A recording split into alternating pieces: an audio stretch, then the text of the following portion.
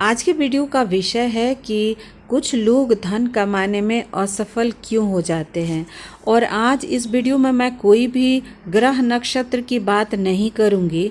ये बहुत सिंपल विषय है और कारण के साथ निवारण पर मैं आप लोगों के साथ चर्चा करने जा रही हूँ।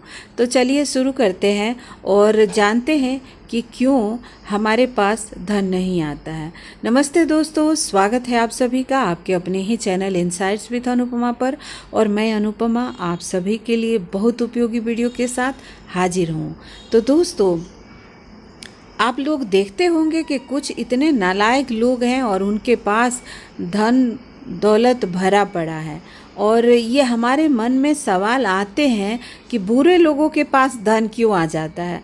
और ये जो धन है जो वो लोग एंजॉय कर रहे हैं वो उनके इस जन्म का कर्म नहीं है, उन्होंने पास्ट लाइफ में दिया है, देकर आए हैं और इसलिए एंजॉय कर रहे हैं। और हमने पास्ट लाइफ में नहीं दिया है, यानी हमारे पास जो भी था संसाधन उसका उपयोग सिर्फ और सिर्फ हमने अपने लिए किया है, और इस वजह से इस लाइफ में हमें स्ट्रगल करना पड़ रहा है। इसे आपको मानना ही पड़ेगा, क्योंकि हम सनातन धर्म में पास्ट लाइफ को मानते हैं और हम मानते हैं कि जो हम देकर आए हैं वो ही मिलता है। इसके अलावा दोस्तों, ये कौन सी चीज़ें हैं जिससे पता चलता है कि हम पास्ट लाइफ में देकर नहीं आए हैं और इसके वजह से हमें स्ट्रगल करना पड़ रहा है। इसका कारण ये है कि हमारा जो मूलाधार चक्र है वो कमज़ोर है। हमारी कुंडली में जो पृथ्वी तत्व की राशियाँ हैं वो कमज़ोर है, और इसी वजह से हम धन दौलत को एकत्रित नहीं कर पाते हैं, अट्रैक्ट भी नहीं कर पाते हैं, क्योंकि पृथ्वी तत्व जो है वो भोजन है। और अगर आपने पिछले जन्म में लोगों को भोजन नहीं कराया है तो आपको स्ट्रगल करना पड़ रहा है। अगर आप इस लाइफ में भी सिर्फ अपने आप को सुख पहुंचाने के लिए धन कमाना चाहते हैं तो आपके पास धन नहीं आएगा, क्योंकि विष्णु जी के पास लक्ष्मी है और विष्णु जी दाता हैं। तो जो दाता है उसी के पास धन आता है। जी हाँ दोस्तों, यूनिवर्स में सारी वस्तुएं घूम रही हैं, लेकिन उस लायक व्यक्ति की तलाश करती हैं जिसके पास वो जाए। तो अगर आपके पास करोड़ों रुपए आ गए और आप उसका पूरा का पूरा अपने ऊपर उपयोग करना चाहते हैं, बंगला खरीदना, गाड़ी खरीदना, अच्छी अच्छी चीज़ें खरीदना, तो आपके पास नहीं आएगा। अगर आप दूसरों को सुख पहुंचाने की चेष्टा करते हैं, मनसा आपकी है, तो आपके पास वो धन अट्रैक्ट होकर आएगा। तो दोस्तों, हमारे मन में तो कई तरह के विचार आते हैं कि जो लोग नालायक हैं उनके पास लक्ष्मी आ जाती है। हम इतना पूजा पाठ करते हैं पर हमारे पास नहीं आती, और इसका कारण यही है कि हम भी खुद को ही सुखी पहुंचाने की कोशिश कर रहे हैं।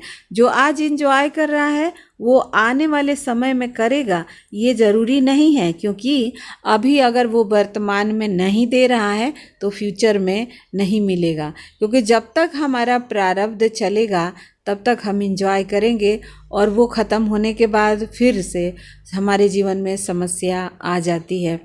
तो दोस्तों, अब हम आपको एक और बहुत महत्वपूर्ण बात बता देते हैं कि जो भी हम काम करते हैं अगर उसमें ईमानदारी हम नहीं रखते हैं तो वहाँ पर भी समस्या हो जाता है। आप चाहे किसी भी फील्ड में काम कर रहे हैं, अगर आप गृहिणी हैं वहाँ भी आप रो रो के काम कर रहे हैं, टेंशन तनाव परेशानी में काम कर रहे हैं, खुशी खुशी नहीं कर रहे हैं अपने काम को, तो आप धन दौलत को अट्रैक्ट नहीं करते हैं। मैं आपको एग्जाम्पल के साथ बता देती हूँ। मेरे घर में जो बाई काम करने आती है, एक दिन मुझसे शिकायत कर रही थी। वो कह रही थी कि अम्मा, हम एक मंदिर जाते हैं शिव जी के, वहाँ पर अभी वो तुम्हारे साइड का पंडित आ गया है, वो बहुत अजीब आदमी है, अच्छा से पूजा नहीं कर रहा है, हमारे हाथ से प्रसाद लेके और ऐसे कहीं भी टोकरी में फेंक दे रहा है और भगवान को भोग नहीं लगा रहा है, कि अब हम लोगों को बहुत बुरा लग रहा है, ऐसा लग रहा है कि हम मंदिर जाए ही नहीं। तो दोस्तों, देख रहे हैं ये जो हमारी काम वाली बाई है उसको ये चीज़ इतना बुरा लग रहा है कि वहाँ पर जो पुजारी है वो अपने काम को सही तरीके से नहीं कर रहा है, और यहाँ पर जो पंडित होते हैं मंदिर में, वो एक एक इंसान का प्रसाद लेकर भगवान को चढ़ाकर और फिर देते हैं। और चाहे वो आपको दिन भर लाइन में क्यों ना लगना पड़े, परंतु वो अपना काम 100% ईमानदारी से करेंगे ही करेंगे। और इस वजह से हमारे घर की जो बाई है वो दुखी हो गई, बोलती है कि वो जो पंडित है वो अच्छा से प्रसाद नहीं चढ़ा रहा है, हम नहीं जाएंगे। तो दोस्तों, भगवान जो बैठे हैं मंदिर में, उन्हें वो क्या 50 और 100 रुपए के प्रसाद की ज़रूरत है? ये उसी के भूखे हैं। वो उनको वही भाव चाहिए जो हमारी बाई के अंदर है, जो हर्ट हो गई कि उसके प्रसाद को भगवान को नहीं खिलाया गया। तो दोस्तों, हम जब भी कोई काम कर रहे हैं उसमें वो कितना महंगा सामान है, कितना दूर से आया है, क्या है, उसका कोई वैल्यू नहीं है। उस चीज़ के प्रति हमारी भावना कैसी है वो ज़्यादा इम्पोर्टेंट है, और वो भावना ही भगवान स्वीकार करते हैं। तो वो जो हमारे यूपी बिहार के वो पंडित जी थे जो इस तरह के पूजा चढ़ा रहे हैं, आपको पता ही है, मंदिरों में आप जा रहे होंगे तो कैसे दूर से ही फेंक दिया जाता है माला, दूर से ही फेंक दिया जाता है प्रसाद। तो फिर कहा जाता है कि गरीबी, तो संपन्नता वहीं आती है जहाँ पर व्यक्ति अपने काम को ईमानदारी से कर रहा है, चाहे वो कहीं भी रह रहा है।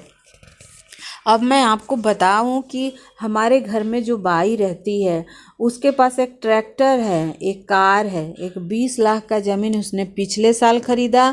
अभी वो फिर से जा रही है 9 लाख का ज़मीन लेने।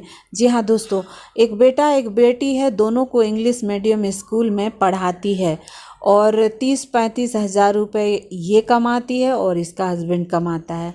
फिर भी ये काम कर रही है, और एक भी घर कम हो जाता है तो दुखी हो जाती है और वो उसको पकड़ लेती है। तो देख रहे हैं दोस्तों, यहाँ पर काम के साथ साथ भावना भी जुड़ा हुआ है और भगवान के प्रति स्नेह भी जुड़ा हुआ है। दोस्तों, ये सारी बातें मैं आपको क्यों बता रही हूँ? ये सारी बातें मैं आपको इसलिए बता रही हूँ कि हम डे टू डे लाइफ में कुछ ऐसा कर रहे होते हैं जिससे हमारे घर में लक्ष्मी जी नहीं आती हैं। तो चलिए, अब हम आपको बता देते हैं कि अब हम अगर कोई गलती कर चुके हैं उसे ठीक कैसे करें। यानी अब हम पास्ट में जा तो नहीं सकते, आज से हम उसको सुधार कर सकते हैं। तो उसको सुधारना ये है कि अगर आप मूलाधार आपका कमज़ोर है तो आपको भोजन लोगों को दान करना पड़ेगा। मंदिरों में गरीबों को जहाँ भी आप देखिए, कुछ रोटी, कुछ चावल, कुछ अनाज ज़रूर दान करिए। आप चाहे कहीं भी हैं, जिस लेवल पर हैं वहीं से दान करिए। ये मत सोचिए कि आपके पास बहुत आएगा तभी करेंगे। यहाँ पर दोस्तों, मैं साउथ इंडिया में रहती हूँ, आप सभी जानते हैं, भारत के दक्षिण एरिया में रहती हूँ। यहाँ पर अन्नदान का नियम है। छोटे छोटे तीज त्यौहार पे लोग अन्नदान करते हैं, और सत्यनारायण भगवान का कथा जो होता है इन लोगों के यहाँ इतने बड़े लेवल पे होता है कि पूरे रिलेटिव आते हैं, पूरे पड़ोसी खाते हैं, बाहर से खाना बनाने वाला आता है। और हर मंगलवार को, हर पूर्णिमा को इनके घर से राशन जाता है मंदिर में। तो अन्न जो दान किया जाता है, मंदिरों में भंडारा होता है और लाखों लोग खाते हैं। तो सोचिए कि आपके घर से अन्न गया तो कितने लोग खाए, कितने भूखों का पेट भरा। तो दोस्तों, अन्न दान करना शुरू कर दीजिए, और जिस लेवल पर आप हैं वहीं से करिए, और देखिए ना आपके घर में पैसा किस तरह से आना शुरू हो जाता है और लक्ष्मी आने लगती है। क्योंकि जो दाता है उसी के पास लक्ष्मी आती हैं। ये सूत्र एकमात्र है, इसके अलावा और कुछ नहीं है। कोई भी रेमेडी आप कर लीजिए, उसको कुछ नहीं होगा। मैंने बहुत सारा लोगों से कराया किया, और ये सब बकवास की बातें हैं। सिर्फ यही काम करता है कि आप अन्न दान करिए, सिर्फ अन्न दान करिए, गरीबों को भोजन करा दीजिए, मंदिर में कराइए नियमित। आप किसी पर्टिकुलर दिन, चाहे पूर्णिमा हो गया, अमावस हो गया, थोड़ा चावल, दाल, चीनी, गुड़, ये सब चीज़ें आप मंदिर में देना शुरू कर दीजिए और देखिए आपके घर में प्रॉस्पेरिटी अट्रैक्ट होने लगेगा और धन से संबंधित सभी समस्याएं समाप्त हो जाएगा। जी हाँ दोस्तों, और आप करके देखिए, फिर यहाँ आके कमेंट करके मुझे ज़रूर बताइएगा आपको कैसा फील हो रहा है। मैं हमेशा अपने वीडियोज़ में कहती हूँ कि दोस्तों अपने कमाई के आप कुछ हिस्सा ज़रूर दान करिए, ज़रूरतमंदों को दीजिए, मंदिर में दीजिए। अगर आपको लगता है कि मंदिर के पैसा लोगों के काम नहीं आता है तो ये भी आपकी गलत सोच है। मंदिर के पैसे से बहुत सारे लोगों का घर बनता है, बहुत सारे लोगों के काम आते हैं, भोजन बनते हैं, गरीबों के काम आता है मंदिर का पैसा। ऐसा नहीं है, आप भगवान के नाम लेकर दान कर दीजिए, बाकी सब उन पर छोड़ दीजिए, लेकिन आपको फ़ायदा ज़रूर होगा।